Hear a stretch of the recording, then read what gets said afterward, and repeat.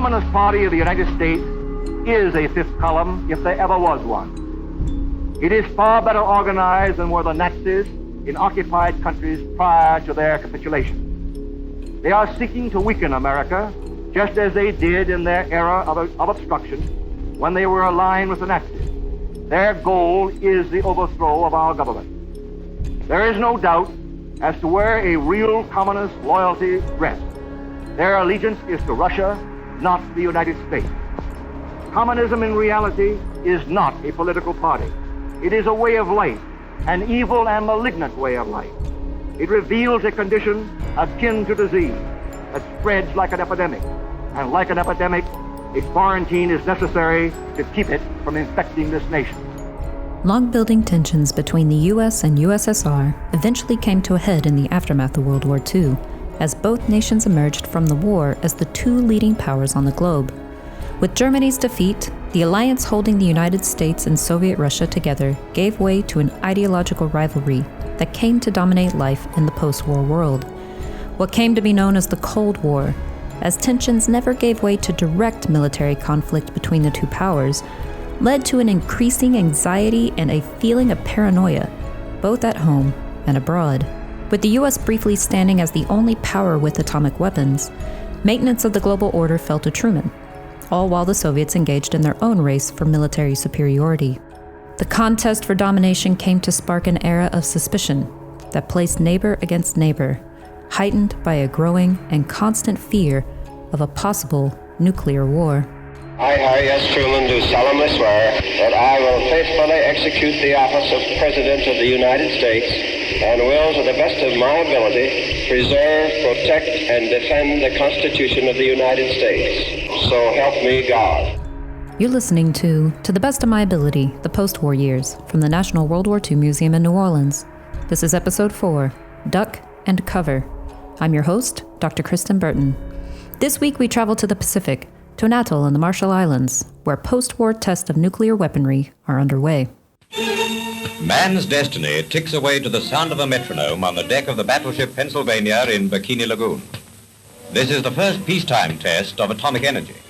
And to give you a true picture of its importance, we bring you the Member of Parliament who has made it his special study, Raymond Blackburn. The American bomber starts on its mission over Bikini. 8 months before, such a plane took off. It was on a glorious morning in August 1945. Then, the atom bomb it carried killed 80,000 people at Hiroshima. That time, there was no warning, and the only assessors of the terrible effect of the bomb were the men and women who survived. This time, the crews of waiting ships who prepare to meet the blinding glare of the explosion know that only goats and other animals can be the victims. Meantime, as 0 hour approached, the world waited. The last few moments. The metronome on board the Pennsylvania ticks away the final seconds, heard throughout the world. Joining us this week to discuss the growing threat of communist Russia and Truman's response to the emerging conflict that became the Cold War is Dr. Rob Citino, Samuel Z. Murray Stone Senior Historian at the Institute for the Study of War and Democracy at the National World War II Museum.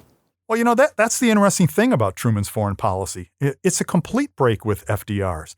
FDR had been in office for as long as just about anyone could remember. You know, he's built a foreign policy, at least a wartime foreign policy, around accommodation with Stalin. At the very least, not picking fights with him. He realized that Stalin had more troops in the field against Germany than any other of the Allies, more than all of them put together, in fact, and that he had no choice but to work with Stalin. But by the time Truman comes into the Oval Office, it's pretty clear the war against Germany has been won. You know, he feels it's time to stop coddling the Soviets. And his famous phrase, you know, it's time to stop babying them, he says. This is about power politics now and about who's going to be jockeying and maneuvering for position in the post-war world. So from the beginning of Truman's presidency, he's doing amazing things like calling in Soviet Foreign Minister Molotov into the Oval Office and kind of reading him the riot act about Soviet failure to live up to the promises with regards to the occupied territories. As the United States took on a dominant role in helping to rebuild regions devastated by World War II, a new sense of responsibility came to define the power and influence America now carried on the world stage. Through the European Recovery Plan, the U.S. dedicated over $13 billion to rebuild Western Europe through the Marshall Plan. Unlike the move toward isolationism that followed World War I, the United States came out of World War II as a commanding power that had every intention to remain engaged in world affairs. Still, rebuilding war-torn Europe depended on important alliances, and initially, the Allied powers took on a collective role in that process. However, not all the Allies had the means to take on leading roles, as the war had decimated resources and supplies in both Britain and France. While nations that once held great power before the war came through to the other side depleted and in need of support, the United States and Soviet Russia emerged stronger than ever. Both countries also found themselves in a unique position, as they held the ability to influence and direct the order of governance and life the world over. What would this post-war world look like? And who, ultimately, would win the race for global domination? It took the entire globe banding together to defeat the Germans and, on the side, the Japanese. But at the end of the war, you only have two great powers, and they're so powerful, we had to think up a new word for them. And superpower was the term that now began to be used. But, by definition, this was a bipolar world. There were only two big powers, and both of them had global claims. And so, any conflict that broke out anywhere could theoretically result in a third world war. And if the Soviets are going to be developing atomic weaponry, that's going to become even more terrifying. So you have a much more unstable situation. Now, at first, the Americans and the Soviets tried to get along. They at least made a show of getting along. A lot of people don't realize this, but there were plans for a semi-regular Congress of Foreign Ministers in which the Soviet and American officials would meet with their allies on both sides and discuss issues of the day to try to keep the peace, to try to make sure that this unstable situation never got out of hand.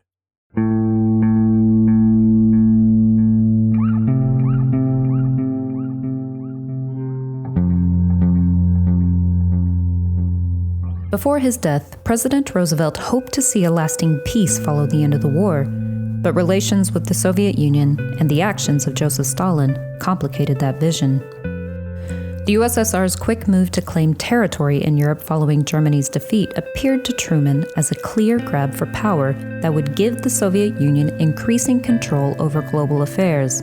Within months of the war's end, it became evident that Stalin would not keep the promises he made at the Yalta Conference in February 1945, in which he called for the creation of, quote, interim governmental authorities broadly representative of all democratic elements in the population, in the territories liberated of Nazi rule. Stalin also called for the earliest possible establishment of, quote, free elections of governments responsive to the will of the people. However, by 1946, free elections and representative governments did not emerge in Soviet-controlled Poland, Czechoslovakia, Hungary, Romania, or Bulgaria. Communist governments were instead installed, and all political dissidents were forcibly removed from power. This action in Eastern Europe showed the U.S. and other Western nations what would follow should the USSR continue to spread its power and influence into other regions across the globe. This pushed the U.S. to adopt a new approach to its foreign policy in 1947, an approach known as containment. Let me explain containment by perhaps explaining its opposite, and it's something we call rollback. So, you don't like the Soviet gains in Eastern Europe after the war. You don't like the fact that part of Germany is now under Soviet occupation, the German Democratic Republic, it will eventually be called, East Germany. You don't like the fact that the Soviets have set up communist states. You don't like the Iron Curtain. So you plan a strategy to roll it back, to push the Soviets back. Now, the only trouble is, if you really are dedicated to rollback, you're probably talking about World War III. So the alternate strategy is something called containment. The Soviets are where they are, and for now, there's no real chance of pushing them back. But you want them to stay where they are. You don't want them making any further advances. The instability that followed the end of the war forced a global realignment of the balance of power. Before World War II, Great Britain traditionally took charge of dealing with unrest in certain regions of the world. But after the war, Britain lost the ability to exert its influence abroad in the same manner. In March 1947, British envoys sent to Washington notified Truman that Britain could no longer be responsible for maintaining stability in the Near East, or in the Mediterranean. This notice came as communist uprisings in Greece led to civil war between the Greek national government and the Greek Communist Party. Simultaneously, Soviet forces began to pressure Turkey, which had been dependent on British aid.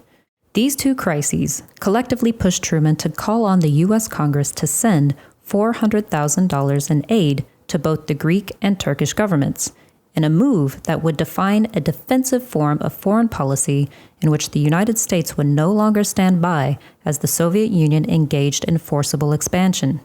Deemed the Truman Doctrine, it became the official policy of the United States to, quote, support free peoples who are resisting attempted subjugation by armed minorities or by outside pressures. Before America's Congress, President Truman makes the most momentous speech since the death of Franklin Roosevelt. He declares political war on Soviet Russia. In American eyes, Britain is no longer the bulwark against communist expansion. Great Britain finds itself under the necessity of reducing or liquidating its commitments in several parts of the world, including Greece. As in the case of Greece, if Turkey is to have the assistance it needs, the United States must supply it. We are the only country able to provide that help. From now on, it means that anti-communist America will make its influence felt in European affairs. If we falter in our leadership, we may endanger the peace of the world, and we shall surely endanger the welfare of this nation. Great responsibilities have been placed upon us by the swift movement of events. I am confident that the Congress will face these responsibilities squarely. Truman points the way to a new foreign policy. Timed to coincide with the sitting of the Moscow Conference, the speech means that the United States now faces up to its international responsibilities. America has decided that her true frontiers are in Europe.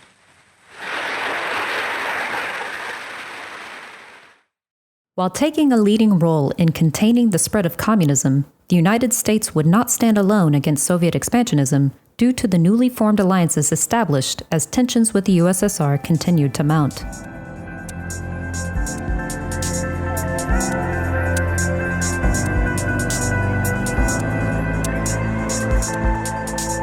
We established NATO, the North Atlantic Treaty Organization, in the late 1940s, and this signed up all the powers in Western Europe into a mutual defense pact against any kind of Soviet aggression. You know, there's a clause in the NATO treaty to this day that an attack on any of the signatories to the treaty is an attack on everybody, and everybody who had signed the treaty will come to your aid. So it's not all about America pushing people around. It's about signing up allies and realizing that we're all in this together. But you know, it's not even strictly about the military side or about hard power. There's also a softer form of U.S. power, and that's the almighty dollar. I'm thinking here of the Marshall Plan, in which we gave hundreds of millions of dollars to our allies and former adversaries alike. When you say Marshall Plan, you technically mean Europe, the European Recovery Plan. But we also gave millions of dollars to Japan and the Pacific as well for rebuilding purposes. And the point here was why? Why does a communist insurgency build up inside a country? Is the economy in the tank? Is wealth so unfairly distributed that some people live in mansions on a hill while the vast majority of the population is starving in the streets? I mean, U.S. policymakers took a pretty good look at this. So look, the Marshall Plan is not strictly charity. We knew we had to have functioning trade partners abroad or our economy would go into the tank, along with the rest of the world. So there's a hard-headed diplomatic reason to give this money away. But it's always tough to give money away. You have to go to the American people and explain why you're doing it. And policymakers at the time, I'm thinking here of our Secretary of State, George Marshall, the great chief of staff of the U.S. Army during the war, were willing to do just that. As Truman directed new foreign policy to keep Soviet communism in check in faraway regions, a growing fear began to creep across the United States itself. A fear that America may also be vulnerable to communist infiltration. Paranoia of potential spies or Soviet subversives spread across communities as neighbors began to suspect one another, and certain activities appeared to take on new, sinister meanings. The social and economic unrest that followed the end of World War II fed into this growing fear of communism. In 1946, a massive wave of labor strikes began to spread across the country, making unions an easy target for accusations of communist affiliation. Along with U.S. workers going on strike for better pay and safer working conditions, social activists also faced similar attacks and charges of communist sympathies. Specifically, black activists who had been pushing for the repeal of suppressive Jim Crow and segregationist laws fell under suspicion. In 1947, Attorney General Tom C. Clark created a list of subversive organizations and included the National Negro Congress as well as the Council on African Affairs. That same year, Life magazine published an article that claimed the NAACP was under communist influence. Segregationists who sought to preserve white supremacy used the fear of communism to cut efforts for black equality off at the knees. J. Edgar Hoover pushed for an expansion of the FBI, which doubled in size in order to hunt for suspected communists. In the frenzy that followed, even activists who had been personal friends of the Roosevelts, such as Mary McLeod Bethune, were subject to FBI investigation. The prolific author, activist, and sociologist W.E.B. Du Bois was put on trial in 1951 at the age of 83 when his work with the Anti-Nuclear Weapon Organization, Peace Information Center, caused the Justice Department to charge Du Bois with acting as an agent for a foreign state. So we usually think of the Cold War as this big diplomatic and military encounter between the United States and the Soviet Union. But it had its domestic side as well, especially inside the United States. It's the era of the Red Scare, of this notion that subversives are at work everywhere in American society, your neighbor, your kid's teacher. The old man down the street who's working his ham radio in the basement, who's he talking to at night? There was a real paranoia, a real fear. You know, it's funny. America has tended to wall itself off from the rest of the world. You know, we talk about isolationism, and while isolationism really isn't a factor any longer, Americans still really don't see themselves very often as open to trends outside the country. And it had happened after World War I. We briefly opened ourselves to the world, and there was a Red Scare then, too, after the Soviet Revolution in Russia. And it happens again in the late 40s and the early 1950s.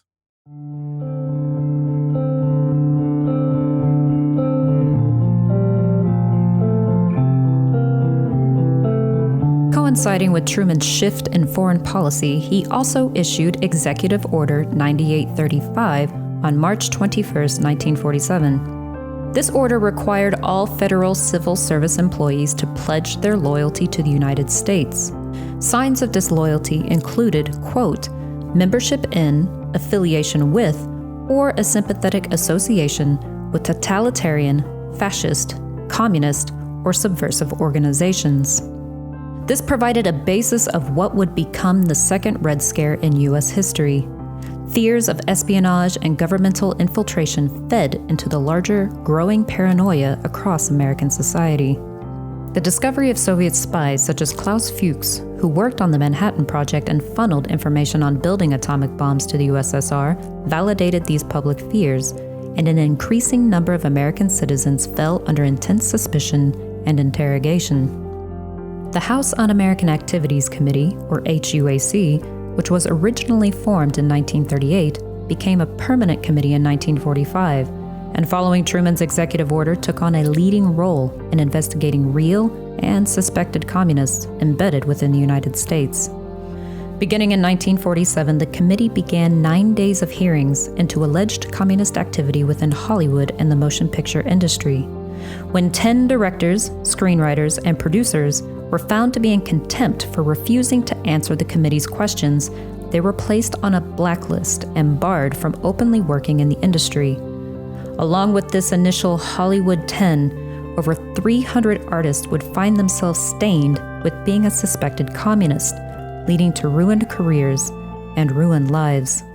Now, there's a politician that we have to name check here. He's Senator Joseph McCarthy, the Republican senator from Wisconsin. But you know, I've always thought that McCarthy, as obnoxious as he was, and frankly, I think un-American in his own views, suspicious and paranoid of everyone and making people defend themselves who had no reason even to be thrust into that position. I think he was more of a symptom than a cause of the Red Scare. You know, I think the paranoia and fear of the American people, The Soviets are on the move. This is a new age of nuclear weapons. They don't have one yet, but they're about to get one in the late 1940s. And I think you put all these things together and you get a character like Joseph McCarthy. He runs for the Senate against the liberal Republican Senator La Follette in Wisconsin in 1946 and wins that year. It takes him a while to really understand the mood of the nation. But he's a demagogue and a very ambitious one. And it's suddenly, in 1950, he drops a bombshell on people when he says that he has what does he say? I have a list of card-carrying members of the Communist Party and subversives within the State Department. As if you get a membership card to join the Communist Party. So it's a bad time. And you know that McCarthy accuses people in all sorts of industries of being disloyal to the country. Perhaps the most famous is the Hollywood blacklist. Lots of very good, very creative people that had done solid work in the United States and now had to leave the country to what they felt was a more open mood, a mood where you could experiment and be more progressive. There's nothing here that equates anywhere close to the situation in the Soviet Union, where tens of thousands of people, and more than that, perhaps hundreds of thousands, millions, were either killed or jailed for years and sometimes for life. But whenever people say to me, well, we weren't as bad as the Soviet Union, I just respond, that's a low bar. Nobody should be comparing themselves to Stalinist Russia and patting themselves on the back because they weren't that bad. The McCarthy era was a kind of low point in American history as far as I'm concerned. Fear of communism, as well as the possibility of nuclear war, only increased in 1949, when, on August 29th, the USSR successfully tested its own atomic bomb. The United States no longer held this unique military advantage, and the prospect of direct conflict with the Soviet Union would define life throughout much of the remaining decades in the 20th century. That same year, the victory of communist forces in China and the fall of a former U.S. ally during World War II struck an ominous chord for life in this new atomic age. Americans prepared for the possibility of another world war, but one fought with atomic bombs rather than traditional ones, by building fallout shelters or enclosed structures designed to protect those inside from radioactive debris. Truman called for the creation of the Federal Civil Defense Administration in 1950, and this agency helped prepare the American public for a future nuclear war. The agency published materials to aid in civil defense, including guides on constructing a fallout shelter for the home, and also issued training films sent to schools across the United States. In one film, the agency directed school children to follow the lead of a cartoon turtle named Bert, who, when he saw a bright flash or heard a loud bang, would duck and cover into his shell. Hey, Bert, come on out and meet all these nice people, please. Oh, all right. We really can't blame you. You see, Bert is a very, very careful fellow. When there's danger, this is the way he keeps from being hurt. Sometimes it even saves his life. That's why these children are practicing to duck and cover just as you do in your school. We all know the atomic bomb is very dangerous. Since it may be used against us, we must get ready for it, just as we are ready for many other dangers that are around us all the time. Fire is a danger. It can burn whole buildings if someone is careless. But we are ready for fires. We have a fine fire department to put out the fire, and you have fire drills in your school so you know what to do. Automobiles can be dangerous too. They sometimes cause bad accidents, but we are ready. We have safety rules that car drivers and people who are walking must obey. Now, we must be ready for a new danger, the atomic bomb. The threat of nuclear war came to permeate all aspects of life in the post-war United States. As homes came to feature fallout shelters and school children participated in drills to prepare for a possible attack, American culture began to reflect the anxiety of life in the atomic age in both films and literature. Movies such as My Son John starred Robert Walker as a suspected communist spy. Stanley Kubrick's famous dark comedy, Dr. Strangelove, captured the mania surrounding the growing nuclear arms race between the US and USSR through scathing satire. Arthur Miller also responded to the rampant fear of the Red Scare in his play The Crucible, as he drew connections between the hunt for communists in the 1950s to the Salem witchcraft trials of 1692.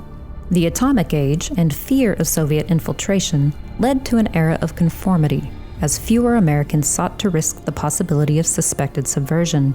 However, with the rampant accusations fed by a growing hysteria, the hunt for communists would eventually falter.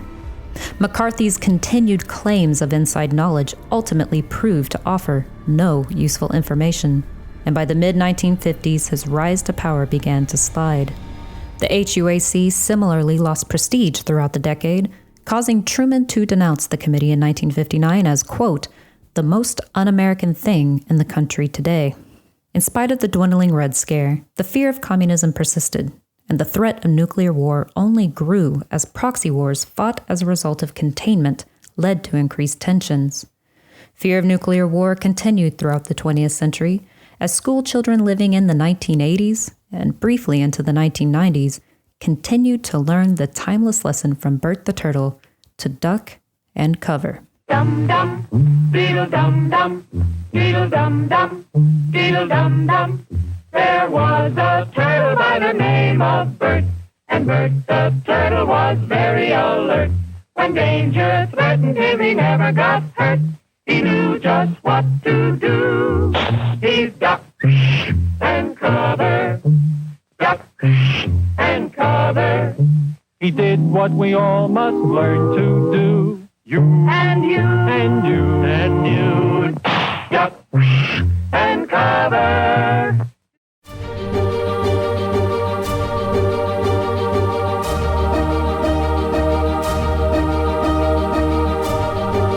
In our next episode, Strike Wave, a series of large-scale post-war labor strikes spanning numerous industries and public utilities spread across the United States from 1945 to 1946 and involved over 5 million Americans. Demanding better safety regulations and better pay, this wave of labor strikes would permanently reshape the operation and structure of labor unions in the United States. From the National World War II Museum, I'm Dr. Kristen Burton. This episode was written by me. Media production manager Jeremy Burson did the sound mixing. Archival audio is courtesy of the Screen Gems collection at the Harry S. Truman Library, British Pathé, and Universal Newsreels held by the National Archives. If you like this podcast, please rate and review us on Apple Podcasts, which helps others to find the series. To the Best of My Ability is part of an ongoing series of programs commemorating the 75th anniversary of the end of World War II, made possible by the Nierenberg family.